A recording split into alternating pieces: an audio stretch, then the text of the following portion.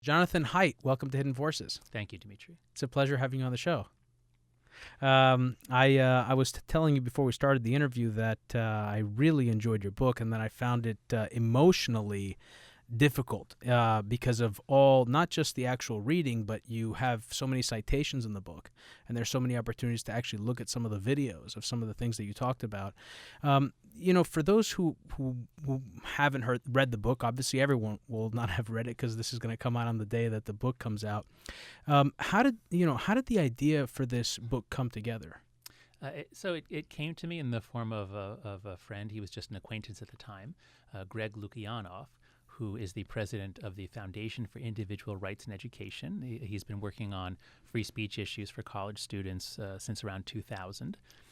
And for most of his career, he was basically fighting administrators who were putting down speech codes and making little tiny free speech zones, things like that. And suddenly around 2013, 2014, he noticed now, for the first time ever, students were asking for protections from speech, for people to be stopped from speaking, for books to be not welcome on campus. And it was very strange to him. And he had suffered from depression and had learned to do cognitive behavioral therapy. He learned to, in CBT, you learn to challenge your distorted thinking, black and white thinking, catastrophizing, all these bad thinking, these distortions that we do that make us depressed and anxious. And he suddenly started seeing the students doing exactly the distortions that he'd learned not to do, like catastrophize. Like if somebody were to come to campus and give a talk, it would destroy people, it would traumatize people. Like, really? If someone gives a talk and you don't go, you're going to be traumatized?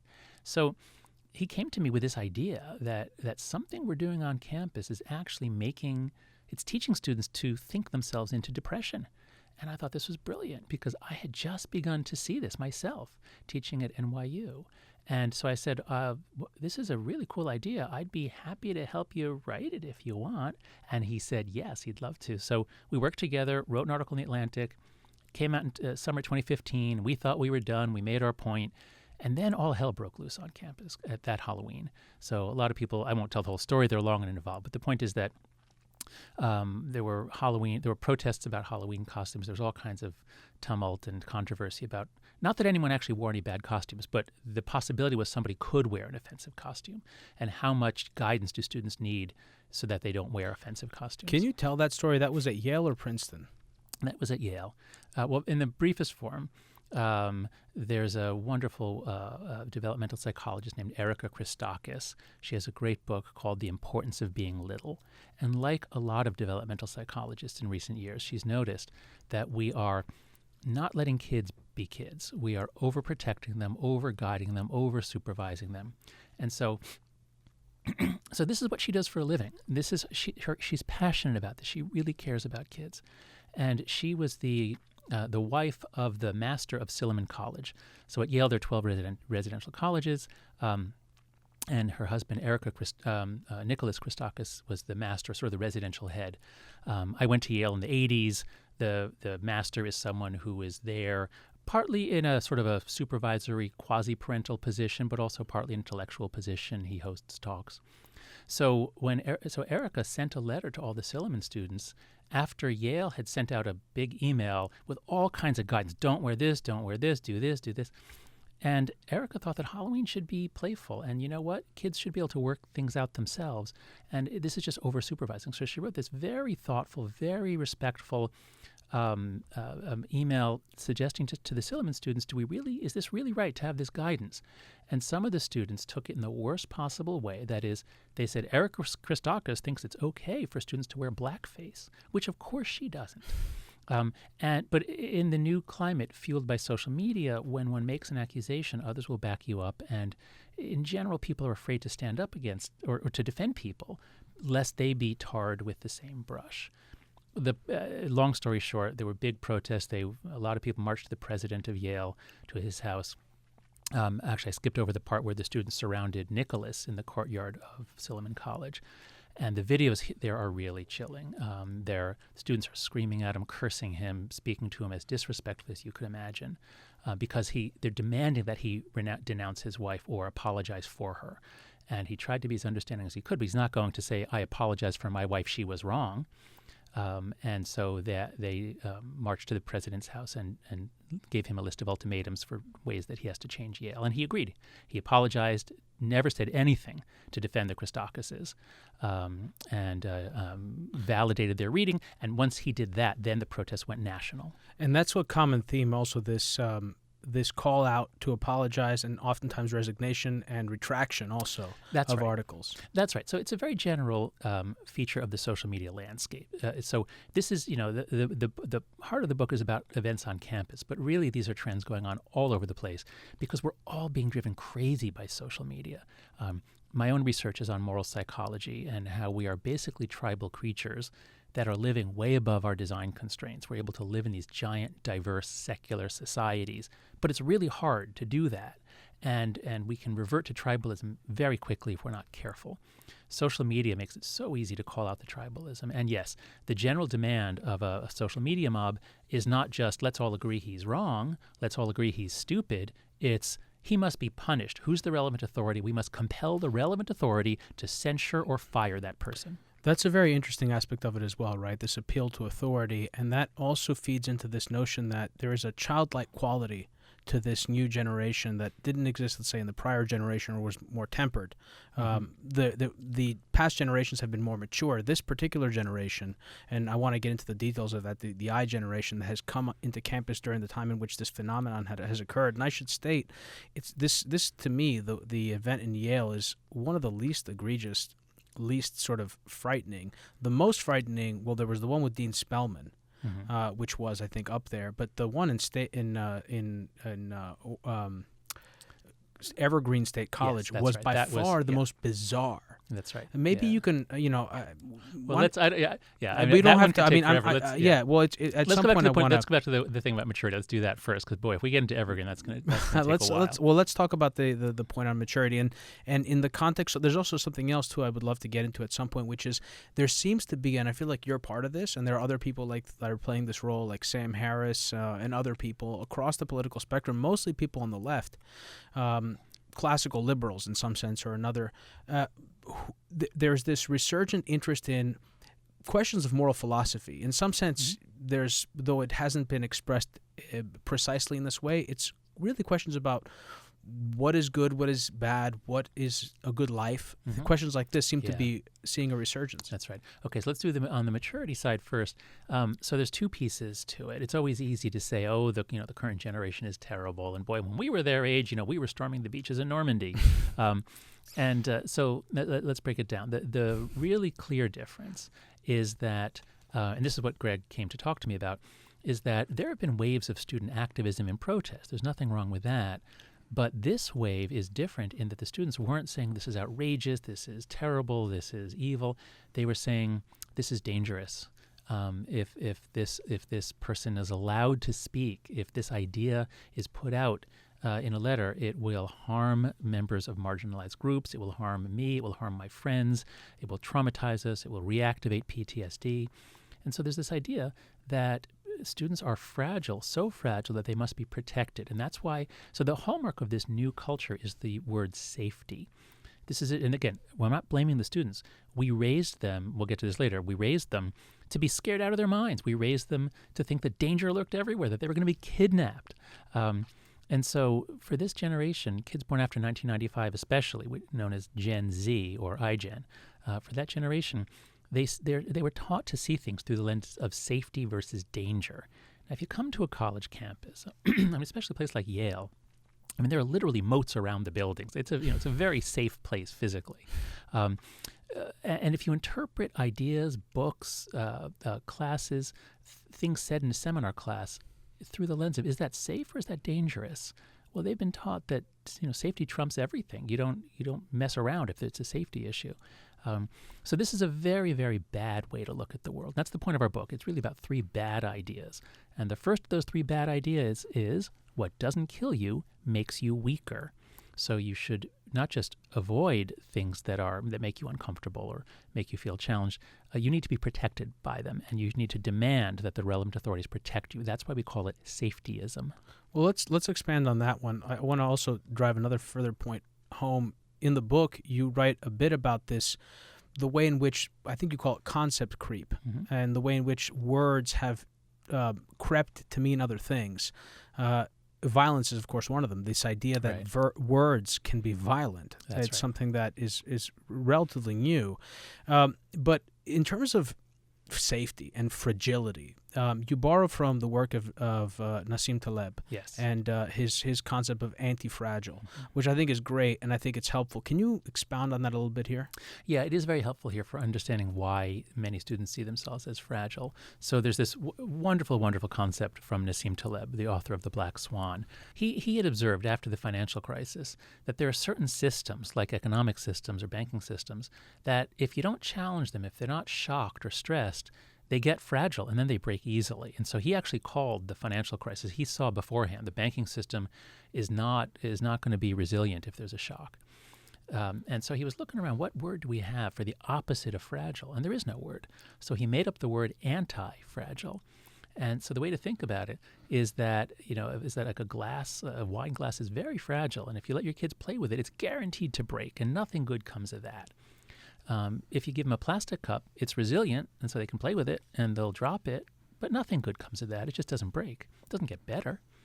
And then there are certain things, not a lot of them, but there are certain very important systems in the world that will only get better if you drop them. They'll only get better if they're shocked and stressed. And so the immune system is the classic example. The immune system is an amazing system built by evolution to be ready for whatever life throws our way. And it doesn't know what to be allergic to. It doesn't know what to react to. So it has to be exposed to all kinds of dirt, germs, bacteria, and it turns out even parasitic worms. We evolved with parasitic worms.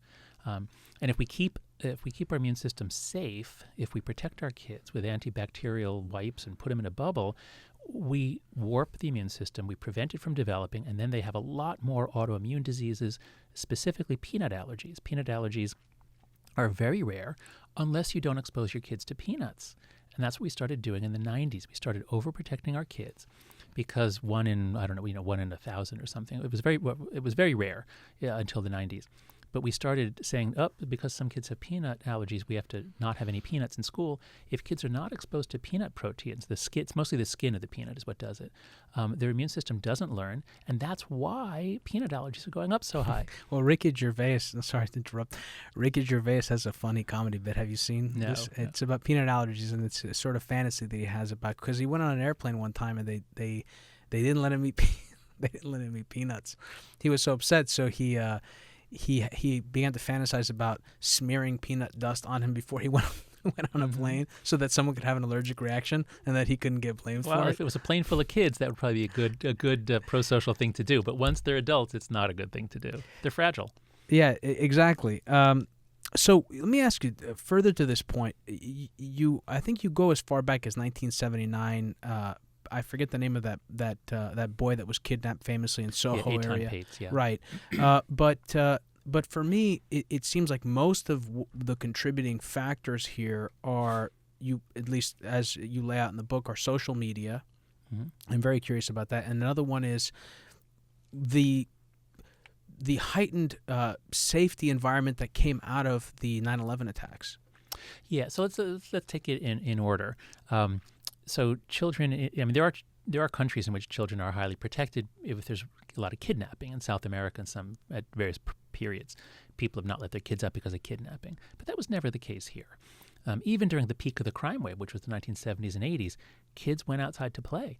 Anyway, I'm 53. Anybody over 40 remembers, after school, you go out and you play with your friends, and you're in the street or backyards or a park, and then you come home for dinner. That's the normal way that kids are raised. They need time to play, and they need to be self-governing. They need to work out problems for themselves.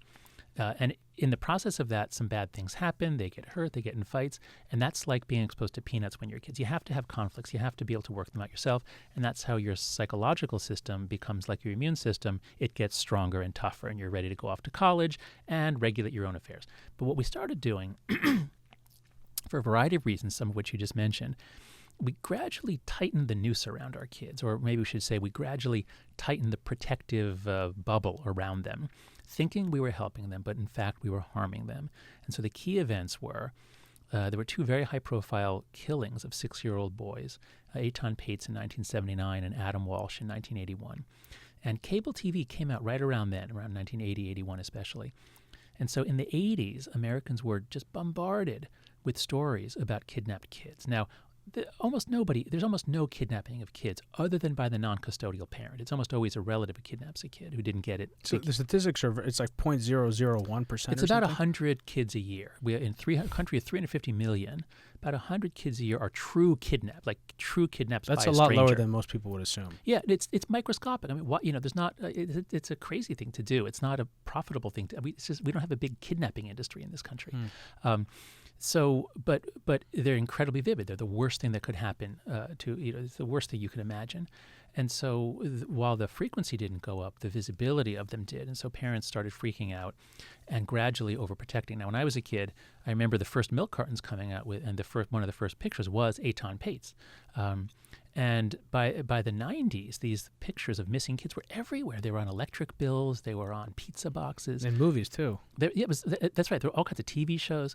And, in fact, the crime wave, to the extent that there was a big crime wave in the 70s and 80s, that was actually ending in the 90s. But American parents began freaking out more. So we were afraid of crime, inappropriately, because it really wasn't a threat to our kids. Then there was also the rising competitiveness of college. So in the 1990s, especially middle class and above, they got taken in with the stupid idea that if you expose your kids to Mozart or to early math classes, that this will give them a head start. And they got it exactly backwards. What kids need to do until the age of 7 is play, play, play, play, play, play, play. That's it. They don't need math. They don't need spelling. None of that helps. There's research showing early math exposure doesn't help. What they need is to play. In fact, a report just came out a couple weeks ago from the American Pediatrics Association saying we need to prescribe a lot more play. We need to let our kids play. So the doctors are now chiming in that we're really doing a number on our kids by depriving them of play. So there's play deprivation. And then there's No Child Left Behind really did a number on our kids because that was a further ramping up of the idea that kids shouldn't be having unstructured time. They need to be cramming for tests, even early on. We have kindergartners doing homework. It's ridiculous. So there's a lot of really interesting stuff there. Sorry to interrupt. One of them is I wondered how that also contributes to this need for, you've already thought of it, I'm sure, this need for an authority figure, this need to sort of say, okay, something's not right here. I want to appeal to authority because I'm used to having such structured time. I also want to just mention this.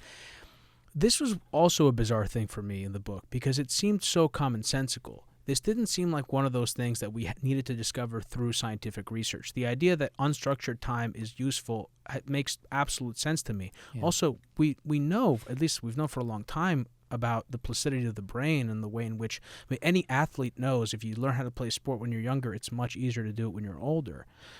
It just seems it seems odd that people didn't have that. Also, the other point about the antifragile and the antibiotic resistance, playing in dirty environments, that also seems very sort of intuitive that would be something that would build your body's immune system. For a lot of people, I mean, dirt and germs are pretty disgusting and threatening, and it doesn't seem intuitive. But I think you're right that these ideas, once you explain them, people get them. And so we're hopeful, Greg and I are hopeful, that once we lay it all out, so we know that kids are having a lot of problems these days. The rates of anxiety and depression are way up. Their strength and resilience is way down. A lot of parents are noticing this. Teachers are noticing this. So we're hopeful that there's an awareness that there really is a problem. We've done a number on our kids. We've got to undo it. I think that's an interesting point because you brought up depression, you brought up anxiety, and there also seems to be in the larger culture a loss of a common narrative, right? And one of the things that the works of people like Joseph Campbell around the monomyth and the decline of religion, there does seem to be this sense of, what is life about? What is the meaning? What is the purpose? How do I live? How does one live a good life? Which brings us back to this moral philosophical question. Could you talk a little bit about that and how that has influenced this generation and even us as well, I think. Yeah, that's right. So the loss of meaning is something that we don't get into in the book that much because it's hard to find evidence of it, but I think you're right that that's a piece of it. Part of what's happening to us is America had a period of unusually high coherence, commonality in the mid to late 20th century for a variety of reasons. One was that we had extremely high rates of immigration in the 19th century and early 20th, And that led to a nativist reaction in which we shut the doors. Immigration was very, very low after the 1920s. So my grandparents came here from Eastern Europe with a gigantic wave of Jewish immigrants. America was very diverse, and I think, many people perceived we're coming apart. There's no trust. That's what usually happens when you have high immigration. There are many benefits to it, but I'm just saying high immigration leads to certain reactions. So then we had low immigration, and at the same time, we fought and won World War II. We got to tell ourselves a story, I think a true story, that we fought against fascism. We fought for liberty. We had a real sense that America was the land of the free, the leader of the free world, because we went, from fighting the Nazis to fight the Cold War against the Russians. So we had a long run in which we were the saviors of the world. The American way was the best way. Liberal democracy was the only solution. In the 1990s, Francis Fukuyama writes The End of History, arguing that perhaps this is the end point of cultural evolution. So there was a real sense of direction and purpose. And in the 21st century, that seems to all be gone. There are a lot of reasons for that. It's a complicated sociological puzzle. Why do you think? Well, if you think about I like to think about a society having forces pulling it apart and forces pulling it together. And so you might think about like things spinning around, and the centrifugal forces are the forces pulling it outwards to break apart, and the centripetal forces are the forces pulling it in. So if you have common religion, common heritage, common language, everybody watches the same TV shows, everybody knows the same commercial jingles, these are all forces for having a sense that we're one people, we understand each other. If you have a fracturing of the media system, as we did in the 80s, beginning with cable news, if we have the loss of a sense of us versus them in terms of us versus with the Cold War, if you have rapidly rising rates of immigration, and again, immigration does many good things, but we have to be comprehensive here and look at the whole range of effects of immigration. That's very profound. I mean, it's been profoundly impactful in Europe, particularly. That's right. I think the difficulty of talking about immigration because of political concerns, because of political correctness concerns, means that I think many countries are not crafting immigration policies that are both good for the country in the long run and humane. They are crafting policies in response to political pressures that are basically setting them up for right-wing forces to take over in 5 or 10 years. And that's what we're seeing in Sweden. The Sweden Democrats it seems likely to take power. Particularly relevant in those countries because the social welfare state that it's sort of the ideal model in some of these northern European countries.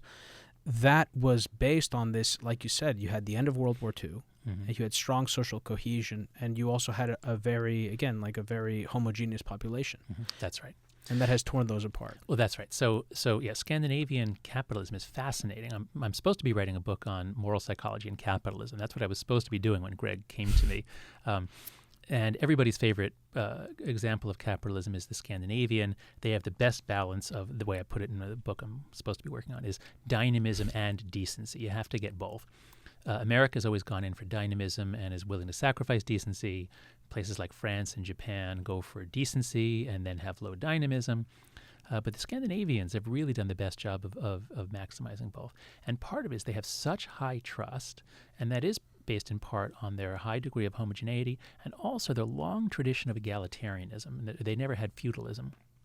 They have a lot of advantages. They have a very complex society, and I do think that they put it at risk when they have high rates of immigration without assimilation. So I'm in favor of immigration with assimilation.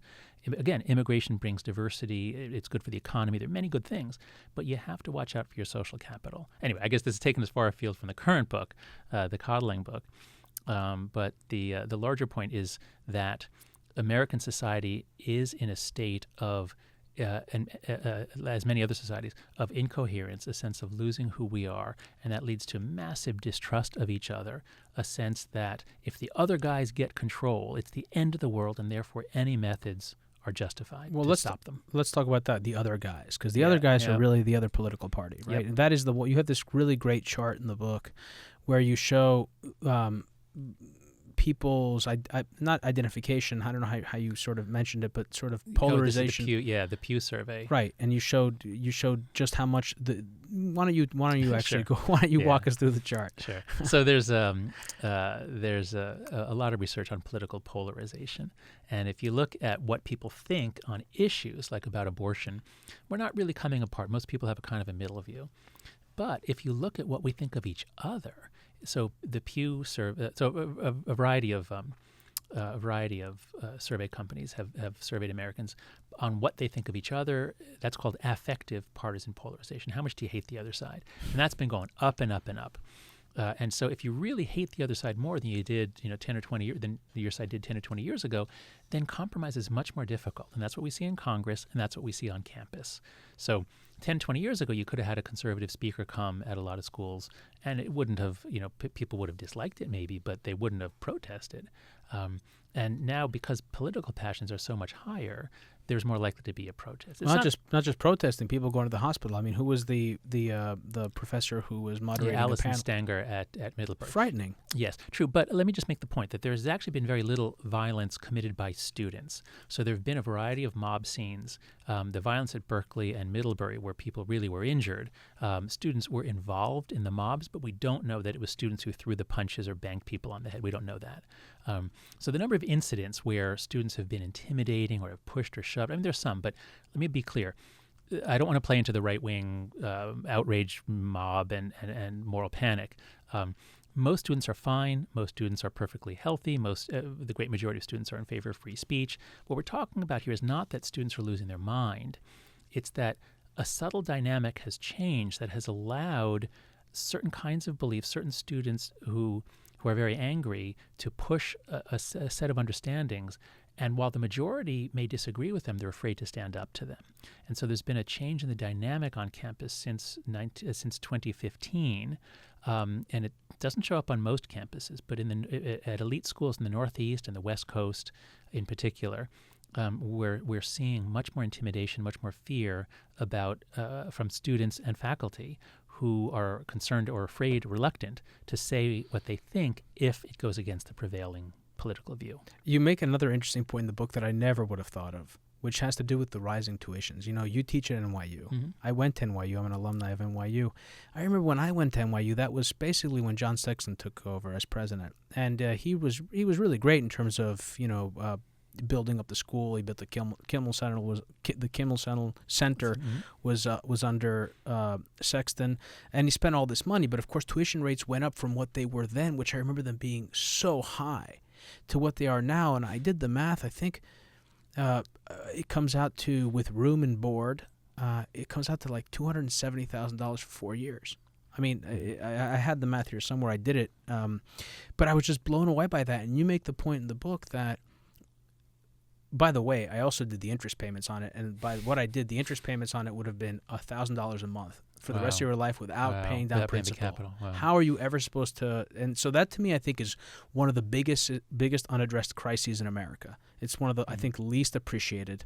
But the further point I believe I was trying to make was the customer orientation. Right, the customer orientation. Yeah. Can you talk a little bit about this? Sure.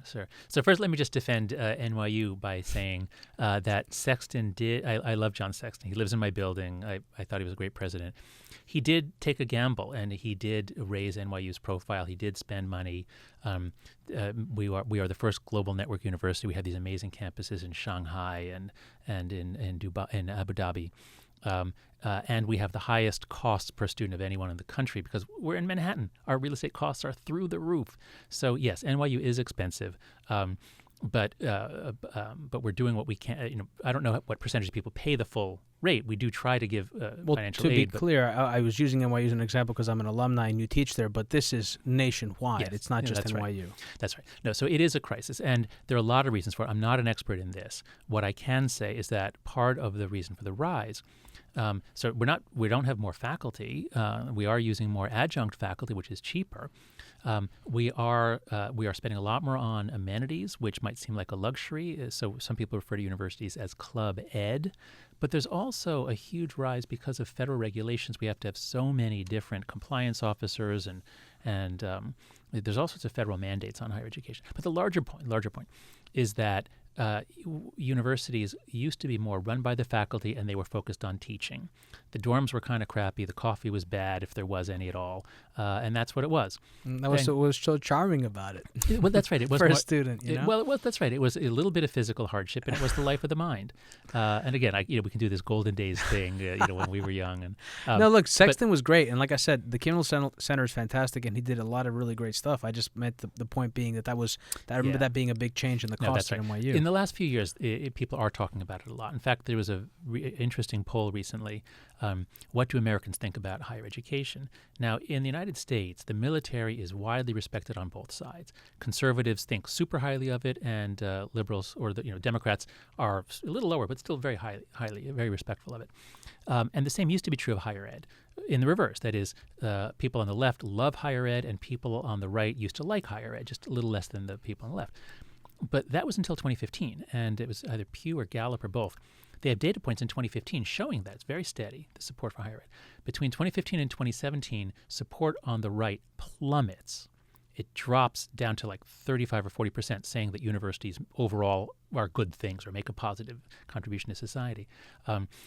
Because they see these videos of things going on campus, of students protesting conservative speakers, saying things, terrible things about America, terrible things about conservatives. So the right is losing faith and trust in higher ed. Now, I just bring this up now because the most recent one I saw showed that people on the left are losing faith in higher ed a little bit, but their reason is because of the cost and the debt. So everybody realizes that higher ed, it costs too much. It's trying to do too much. It has too many mandates. So we do need some very serious reforms. We are an essential industry, but we are an industry that is very ripe for reformulation in some ways. Media plays a huge role in this too. In fact, you made that point of why are we seeing rising outrage. You mentioned the book, Bill Bishop's book on the sorting in America, the big sort, how people have been self-segregating. You also mentioned media, which is huge. And in fact, I made the point to you, which is that for years I've been seeing sort of references to these videos, and I've just ignored it. I've assumed that it was just some kind of fake news or some kind of trolling, by the right of the left, just to get reactions. It wasn't until this book that I started. In fact, I didn't even know that Brett Weinstein was Eric's brother. Mm-hmm. I had no idea that relationship was there. And Brett is the biology professor at Evergreen, which I said was the most sort of insane one of all. But there's also, you mentioned in the book that the Gingrich Clinton period. Mm-hmm. I do remember that politically. In fact, I had read this great book about the rise of neoconservatism in the 1970s and how that was sort of a reaction to McGovern. And you had a lot of these disenfranchised Democrats that left the party and sort of went to the right, and they that's sort of the birth of this this values-driven politics. Yeah.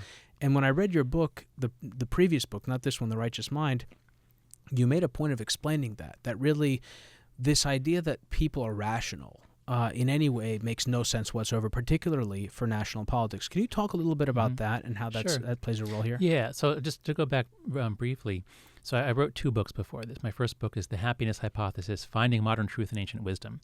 And it's about 10 ancient ideas, things like what doesn't kill you makes you stronger, and life itself is but what you deem it. So, be careful how you think about things. And it's as though on campus people read my first book and then did exactly the opposite of what I recommended, or what the ancients recommended, I should say. Then my second book was on my own research on moral psychology. And, as you say, my own research was on how we think that we're being rational. We think we have reasons for our moral beliefs, but they are largely driven by gut feelings, emotions, intuitions, and group loyalties.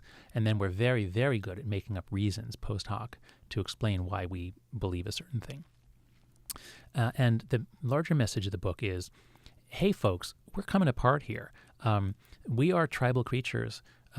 We are very good at forming teams to fight each other, and we have to really work hard to live together in peace. We have to work at it.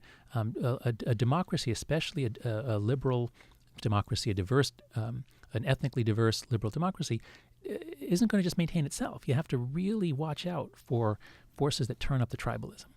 And so it's as though on campus people read my book and then did exactly the opposite of everything I said we should do. So, we really should be doing a sort of the mid to late 20th century idea that we need to play down race. We need to not get. I don't mean ignore it as an issue in society. What I mean is, we need to encourage students to not judge each other by their race. We need to encourage people to see each other as human beings. Well, you make a point in the book to differentiate between two different types of identity politics, right? The kind that Martin Luther King talked about when he was about taking one group and putting it within the larger group, and what we have today. Can you talk? Because Sure. I think that's really great. So I think one of the most important innovations in our book is we're wading into an incredibly polarized field where people on the left and the right have made up their minds. They think the other side is evil and lying, and we're looking at all these concepts, things like identity politics and social justice, and it'd be very easy for us to say that these things are obviously right and necessary because America's a racist country, or to say these things are obviously ridiculous because this is just, Marxist SJW postmodernism. And we don't do either of those. We say if there's a movement, there's almost certainly something legitimate about it. There's almost certainly something that they're right about, a problem they're addressing. And so identity politics is like that. Identity politics can be so simple. Politics is people coming together in groups to pursue common aims. And so, if you're, winemakers, you have a lobby. And if you're race car enthusiasts, you might come together and have a lobby for that. And if you're LGBT or if you're African American or Jewish or anything, you can come together to argue for for places where you're excluded or anything like that. So identity politics is not a bad thing at all. It's normal politics.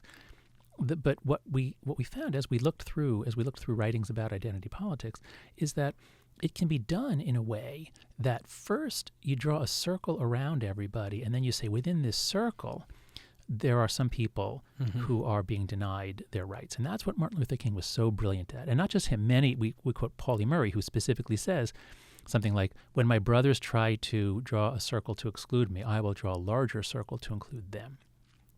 That is very wise from a basic social psych point of view. It recognizes the Bedouin proverb, me against my brother, me and my brother against our cousin, me, my brother, and cousin against the stranger. So if you draw a larger circle and say we're all in the same tribe, now let's work out our differences, that works.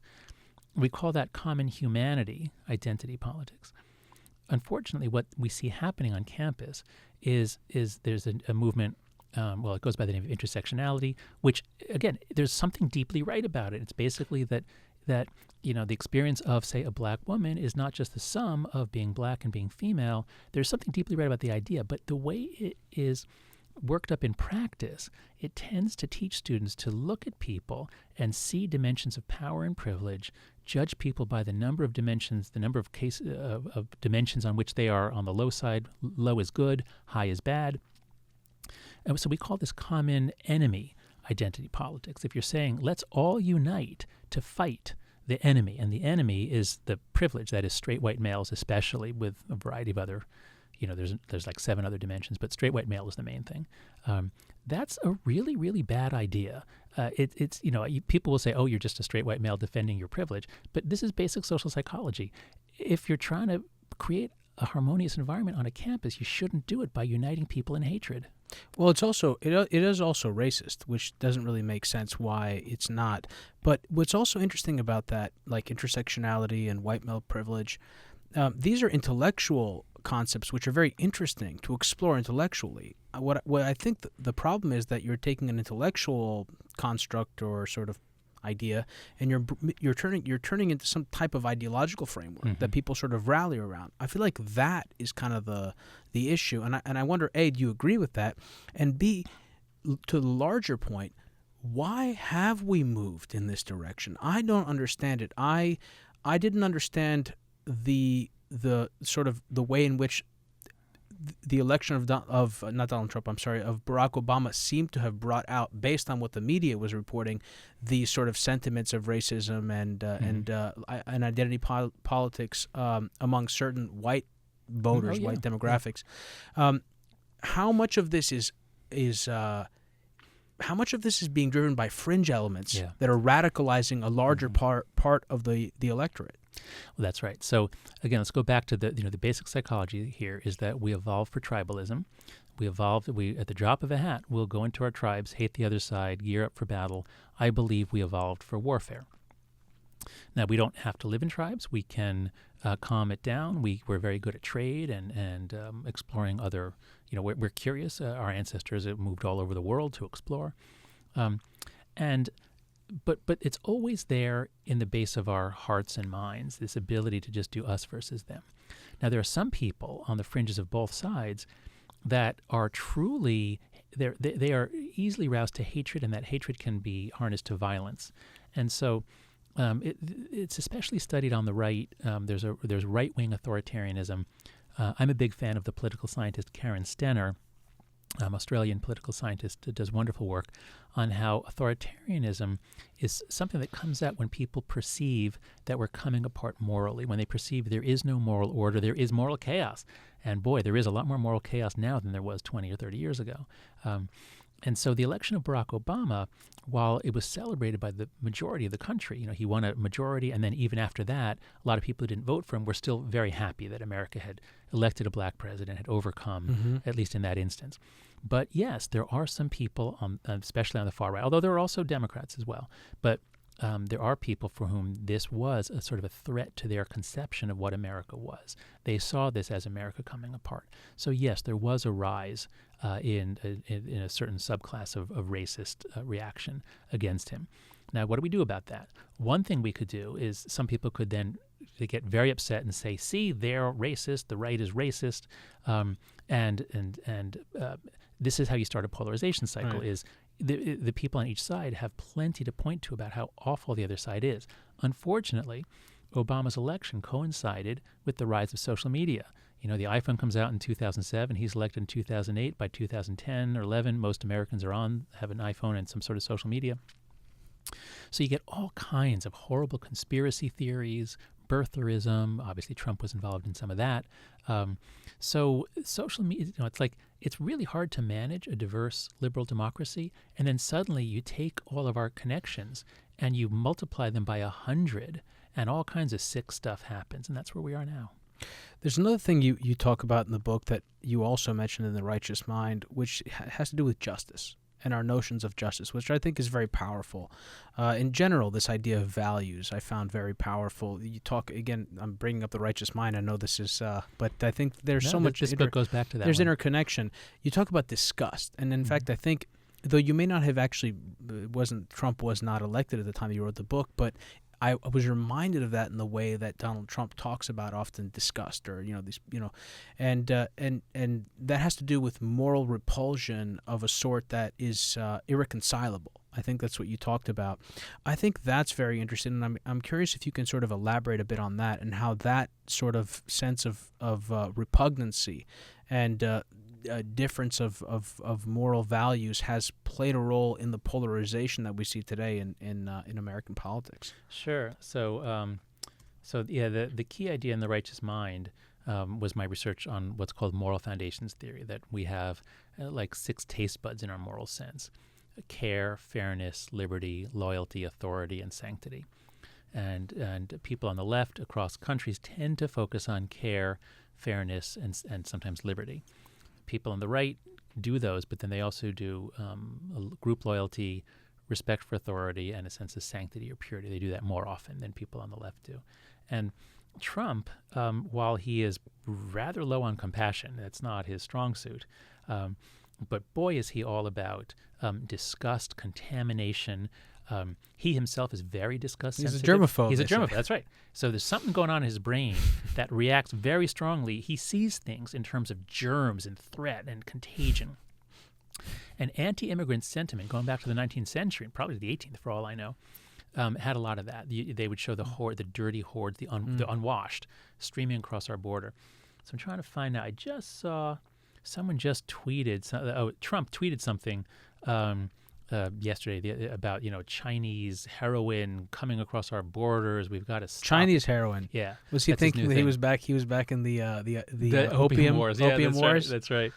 Shoot, I wish I could find. Let me see if I I didn't can know there find was an epidemic of heroin crossing the border of China. I don't know why. That's what he said. He said it's coming in by the U.S. mail. That people are. I don't know what. But the point is that in one tweet, I've got it somewhere. I think I tweeted it somewhere on Twitter. In one tweet, he hit four moral foundations. So he is very good. He's very good at that. He's a natural. Mm-hmm. You know, he doesn't. I don't think he's not known for reading books. He's not known for listening when advisors tell him things. So I think he's just doing this naturally. He's just really good at stamping on the sense that we're coming apart. Bad people are coming in. Dark people are coming in.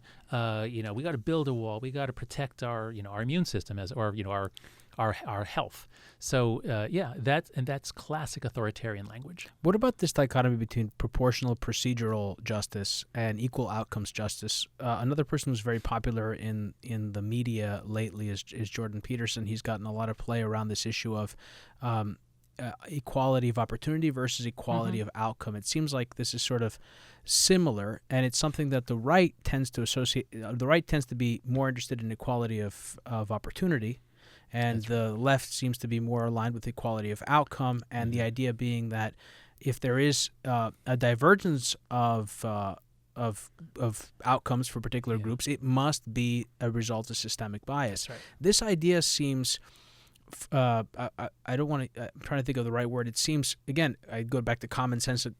Common sense wrong. It's wrong-headed from a common sense standpoint. It just seems so asinine. What is this sort of thing like? How is, I guess, is this at a more extreme place than it's been before? And how does this factor into the stuff that you've written about in the book? Sure. Let me just read that tweet, and then I'll Sure. I found the tweet. So Trump tweeted, I guess it was yesterday or something. We're recording this about it's going to come out about 2 weeks from the recording. Yeah, that's right. Now, since I asked Demetri not to air this until the book came out, that's exactly. what the Penguin required me to do that. I'm not allowed that's fine. to be so Trump tweeted on August 20th. It is outrageous that poisonous synthetic heroin fentanyl comes pouring into the U.S. postal system from China. We can and must end this now. The Senate should pass the STOP Act and firmly stop this poison from killing our children and destroying our country. So, he's such a master of playing on the emotions. He's also a master, and he gives you cues by capitalizing certain words, and you're reading it exactly the way he probably wrote it. Yeah, he has it in caps and exclamation marks. That's right. So now on to social justice. So, so as with identity politics, there's a real meaning to it, but how you implement it, there's a way that I think really accords with very widespread notions of justice, and then there's a way that violates most people's notion of justice. And so in the book, in Chapter 11, we distinguish between equal outcomes social justice, which is where, and this is what students are taught to do now. Whatever it is, if you see, if there's a panel with three men on it, you say, "Oh my God, it's all men!" Like that's wrong. Or if most physicists are men, you say, "Oh my God, that's sexism. It's institutional sexism." And any difference, anything that departs from population means is taken as evidence of systemic racism or sexism, typically. And while it could be, there really could be reasons that women are being discouraged from going into fields. Absolutely, it could be. You need to look into that. But if that's your assumption and you don't verify and you just take it for granted, you're going to end up putting into place all kinds of policies that are not going to work. Because there are many reasons, especially for gender, there are many reasons why we have different outcomes. Differences of ability between men and women are tiny. Differences of interest between men and women, as with boys and girls, are gigantic. And so within a free society, you're never going to have perfectly equal outcomes everywhere. What the sense of justice is not equality of outcomes. What we know from research, both cross-culturally and with children, is that children very quickly come to a notion of proportionality. So if you're giving out rewards, and very young children will think you should give them out equally, but if one kid didn't do anything and the other kids did the work, even very young children will feel like, no, that's wrong. He shouldn't get anything. And there's a wonderful developmental psychologist at Yale, Paul Bloom, did a review of the research on equality and proportionality and came to the conclusion that children, like adults, prefer fair inequality to unfair equality. So if you if you adjust things so that the most successful people have to be penalized in order to bring them down to average, most people hate that. They think that's really unfair. And some social justice movements tend to do that. So we're just trying to clean it up. We're trying to say those who are concerned about racism and sexism, wonderful, clean it out. Let's find all the places there are still problems. But if you commit yourself to saying that we will not rest until everything is 50% female, 15% black, 15% Hispanic, we will not rest, and we will keep charging institutions and attacking the leaders and calling them out, you're committing to you're tilting at windmills, and 500 years from now, your great-great-great-grandchildren will still be tilting at the same windmill. It's also not clear if people would find such a world satisfying to live in where there isn't that level of diversity of outcome. I mean, that's kind of what allows us, by seeing that there are differences around us, that's informational cues. Also, many of these ideas have been debunked in other ways in behavioral psychology. I remember seeing this really great video of chimpanzees having a sense of proportion. That work is controversial. I'm not sure about that. I'm talking about the one. With the grapes and the cucumbers. Yeah, exactly. Is that controversial? It is, because it's not entirely clear. So, as I understand it, it's where let our audience know what I'm referring to. So there's research by some very good primatologists where they I'm trying to remember exactly what the setup is, but the point is, if they're being if chimps can see each other through a glass, and one chimp is getting, let's say, a certain type of fruit. If they're doing something and they're being rewarded with a piece of cucumber, they like cucumber, they're willing to do it. But then they see the other guy next door getting rewarded with a grape, and they get very upset. And that is taken to be evidence of unfairness. But there's a control condition in which they're being rewarded with a cucumber, and there's just a grape sitting there, and they get very upset. They want the grape. Oh, it's so interesting. So the researchers, they have a response to that. They say, well, yes, but there's a statistical. It's complicated. All I'm saying is the evidence for fairness in chimpanzees. There's a little bit. They might have it. They might have some, but they're really different. Humans have this intense sense of fairness, and it comes out. I did a study with my colleagues at the University of Virginia. By age 3, we couldn't. By age 3, if you give kids something, they should be happy. But if you give them something and the guy next to them gets more, they're unhappy. And it's really, really deep in human beings. So before we run out of time, you mentioned kids. Let's bring it back to kids. I want to talk about what sort of prescriptions you have in the book, because I think they're very interesting. Before we do, the one other thing I want to talk about with respect to children and campuses and sort of college students has to do with anxiety and depression. You touched on it a little bit, but the statistics here are actually alarming and I think very concerning. And for anyone who's not aware of them, I'd like for you to give them a chance to sort of understand just what kind of an epidemic this is and how it also varies across genders as well. It's not the same for suicide rates and depression and anxiety. They're not the same for men and women. No, that's right. So on campuses for a number of years now, we've been talking about the rise. It just seems like students are in fact flooding the campus health centers. Most universities are having just floods of students coming in. They can't keep up with the demand. Now, is this because students are just more comfortable seeking help? Maybe. Have they been raised to think about psychotherapy and take Prozac? Yeah. So is it real? Yes. And the way we know that is two things. One is that the data from self-report from students shows it's not just that they say they are depressed, they report the actual symptoms of depression and anxiety. And that is fairly flat throughout the early 2000s. Boys always have lower rates of internalizing disorders, that is depression and anxiety, ways in which they make themselves miserable. Girls are always higher on that. Boys are always higher on externalizing disorders, that is ways that they make other people miserable. It's a sort of a shorthand. But the rates are fairly flat throughout the early 2000s. And then right around 2011, 2012, they start going up, and they start going way up for girls, up somewhat for boys, to the point where I think we have one graph in there. You have a number of graphs. There's one for the percentage of college students who say they have a psychological disorder. Females from 2010 to 2016 went from under 6% to above 14%, where males was going up a bit, but relative to females is nothing. That's right. So what we have to really make clear here is that this book is not about millennials. The millennials are actually fine. They have some failure to launch. We're in the clear.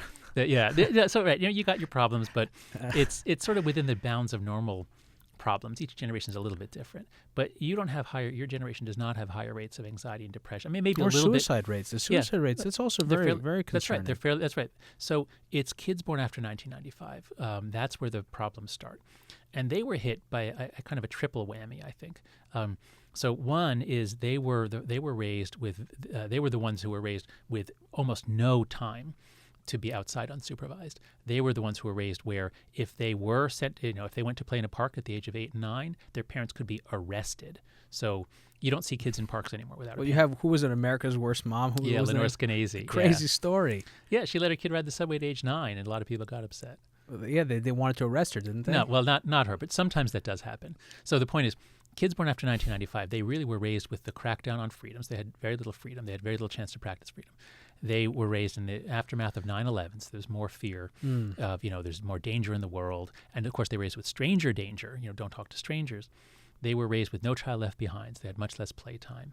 But the most specifically sort of timed thing is Facebook lowers its age in 2006, and the iPhone comes out in 2007, and not a lot of kids have social media in 2008, but by 2010 and 11, they do. So with social media, boys, when they get an iPhone, what do? They play video games. They use social media somewhat, but they don't bully each other on social media. Boys bullying is physical. And so social media and iPhones didn't change that. Whereas girls' aggression, we've known for many decades, girls' aggression is not physical, it's relational. They're just as aggressive as boys, but it's aimed at other girls' relationships and destroying their reputations. And the iPhone, the iPhone and Facebook or whatever, or Snapchat or other things, it is God's gift to relational aggression. It allows you to destroy another girl any time of the day or night, even on the weekends when school's not in session. You can still destroy her. So the bullying really affects the girls rather than the boys. The other thing is fear of missing out. Girls especially use social media to show all the great things they're doing. They spend a lot of time curating selfies, and each selfie is a way of saying, look at me, look at who I'm with, and you're not here with us. And so it's much more painful for girls to scroll through other girls' social media feeds than it is for boys to scroll through other boys' social media feeds. So for a variety of reasons, the rates of mental illness on campus, from previous generations through the millennials, were relatively low. And that's what this graph is here. We have figure 7.3. So in 2012, which is the last year when universities are full of millennials, it's about 3% of males and 6% of females say that they have a psychological disorder. Just by their own reckoning, they think of themselves as being sick, usually with anxiety or depression. And then from 2012 to 2016, just 4 years, that's the 4 years when the last millennials say goodbye and the first members of iGen come in. So in 2016, it's all iGen, at least for those who went straight through from high school. Now the numbers go up to 6% for boys, so that's about a doubling, and to 15% for girls. That's more than a doubling. So about 1 in 6 college women in America thinks that she has a mental disorder. And if you think you do, it's going to be a self-fulfilling prophecy. Even if you don't, you're going to. If you think, I suffer from anxiety, therefore I can't do that thing because it'll make me anxious. But the more you shelter yourself, the more you don't do things that are challenging, the more you will become anxious. The more you do have an anxiety disorder. So what can we do as a society, particularly administrators and professors on campus, and then these students themselves, these kids and their parents too, who I think are playing an outsized role in their lives at their age today than our parents would have played in our age because they are less mature. They haven't matured as quickly. That's right. So I think the first thing is we have to come to a national understanding that there's a problem here. This is not a left or right issue. This is an issue in which American adolescents, are doing terribly. They are anxious and depressed. They are killing themselves in record numbers, especially the girls. I mean, the boys' rate is higher, but the girls' increase has been much larger. So this should make us just stop with the political fighting, stop with the free speech focus. I mean, that's important, but let's set those specific battles aside. Let's recognize we have a national catastrophe here. The causes of it are complex, but it's pretty clear now that one cause is overprotection. Kids have to have the chance to practice being independent. The job description of a parent is you have to work yourself out of a job. Your goal is to make yourself no longer necessary, and we're not doing that anymore. We're making ourselves so necessary that even when kids go off to college, they still stay in very close touch, and after college, they're much more likely to move back in with their parents than they used to be. Again, many reasons for that, including some financial, but some is emotional. So if we can come to a national understanding that we're messing up our kids by overprotecting them, then the way is open to give them a lot more free time, a lot less academic stuff, especially before they're 8 or 9 years old. They should be having a lot more time to play and very little time, very little homework. Our schools need to give them much more recess, and it has to be much less supervised. So we have to let kids practice the art of association. We have to let them learn to manage their own affairs. That's one thing. Then when they get to college, then we can start backing off and letting them manage their own affairs there too, as they used to. Somebody says something insensitive, you either talk to them or you talk to your friends, but you don't go to an administrator. Campuses have instituted what are called bias response teams. So at NYU, where I teach, in every bathroom there's a sign telling students how to report me. If I say something they don't like, they can report me by email, by phone. There's all sorts of ways to report me. That's insane. I saw that in the book, and I found the chart online. That is nuts. Yeah, so what it means is I can't trust them. Now, most of my students are great, but if I have a room of 30 students, 1 or 2 might be the sort who would report me. So I don't make jokes, I don't show videos, I don't take chances, I play it straight. I'm a boring teacher now, because why take chances? Why be provocative? I used to be a very provocative teacher at UVA, and I got teaching awards and very high ratings. I had a professor named David Danoon. He still teaches at NYU, I'm sure. He was my foreign policy professor, and he really stuck it to students all the time. And he would say, "What do I care? I have tenure, and if I get fired, I don't care." Yeah. No. Now that can go too far. And and there are professors. I don't know. He's managing this situation, but that is so insanely bizarre. Yeah. So that's the sort of overprotective reaction. That's what creates a condition that sociologists call moral dependence. So kids have this generation has been told since they were little, if there's a problem, tell an adult, find an adult. Someone says something mean to you, find an adult. And so that's called moral dependence. And then they come to college, and if someone's, so there are professors who tell, off-color, sexual jokes and jokes, that they may not think are racist, but by today's standards are. So I'm not saying everything was fine and your provocative professor shouldn't change. Probably he should change. But how should that be done? It would be great if students would talk to them in private. Now, I understand that would take some guts. That's asking a lot of the students. But that would really work. And that would train the students to actually handle things. Whereas the more we give students a line to call to bring in an authority, the more we are, in a sense, crippling their social development. Also, shining a light on something, I think, is the most helpful way to have a society change. One of the things I thought about when I was reading the book had to do with the importance of culture in the evolution of societies.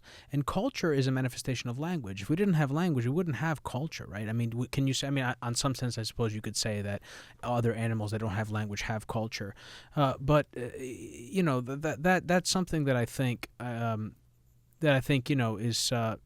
is really important, to be able to make mistakes and not be on pins and needles all the time. That's right. Also, just to sort of close this point, it brings us back to, I think, this question of moral philosophy, which is that there is merit and there's value in courage and in overcoming and in resilience. And I think that's something that maybe our society doesn't appreciate as much. We appreciate other things, maybe looking good or sort of, certain outcomes being a certain way, but actually confronting adversity and overcoming that is virtuous. And I think that's something that we would benefit from retaining. Jonathan, I deeply appreciate you coming on the show. My pleasure, Thank Demetri. you so much for doing this. My pleasure. I enjoyed talking with you.